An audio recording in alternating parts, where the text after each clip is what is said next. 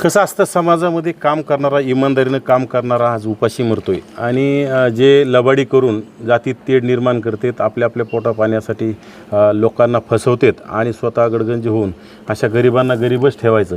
आता हा गणेश खुने 2015ला 15-16ला कोपर्डी प्रकरणामध्ये माझ्या मते 2 वर्ष जेलमध्ये होता.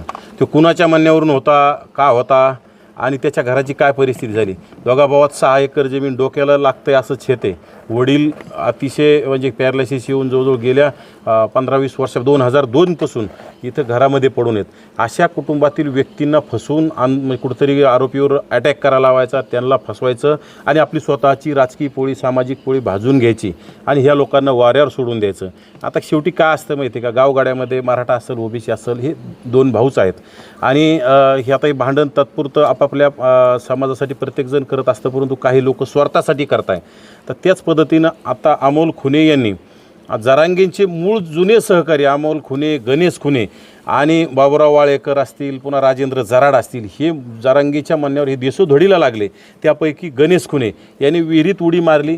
खरं तर मला उशिरा माहीत झालं, मी हॉस्पिटलमध्येच भेटायला गेलो असतो, कारण की मी जातीपातीच्या पलीकड समाजकारण करणारा माणूस आहे. मी माझ्या समाजासाठी मागत राहील, परंतु आम्ही कुणाचं काढून घ्या म्हणत नाहीत किंवा कोणाच्या ताटातलं वर बडत नाहीत. आजपर्यंत आम्ही कुणाला मराठा समाजाच्या शिक्षण आणि नोकरीतल्या आरक्षणाला विरोध केलाच नाही, द्याच म्हणतो आम्ही. परंतु फक्त राजकीय आरक्षणाचा विषय, ज्या समाजाला राजकीय आरक्षणाची गरज नाही त्याला विरोध करावाच लागणार आहे, कारण की राजकीय आरक्षण ओबीसींना आरक्षण मिळालं तरच राजकीय प्रवाहात जातात, त्यामुळे काही गोष्टी कराव्या लागतात. परंतु मराठा समाजाला आम्ही कधी द्वेष करत नाही. गावगाड्यामध्ये, आमच्या जिल्ह्यामध्ये, मराठवाड्यामध्ये मराठा समाजाचे आमचे अनेक मित्र आहेत.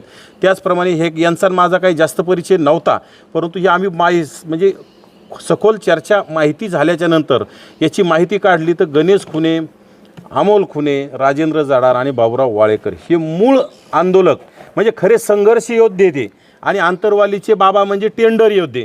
आज त्यांनी माझ्या मते आता हे माझ्या एक वर्क ऑर्डर आहे त्यांची, याच्यामध्ये बलांडे नावाच्या माणसांचं टेंडर कॅन्सल करून ते ट्रोल होऊ लागलं म्हणून मेंगाने नावाच्या माणसाला टेंडर दिलं आहे.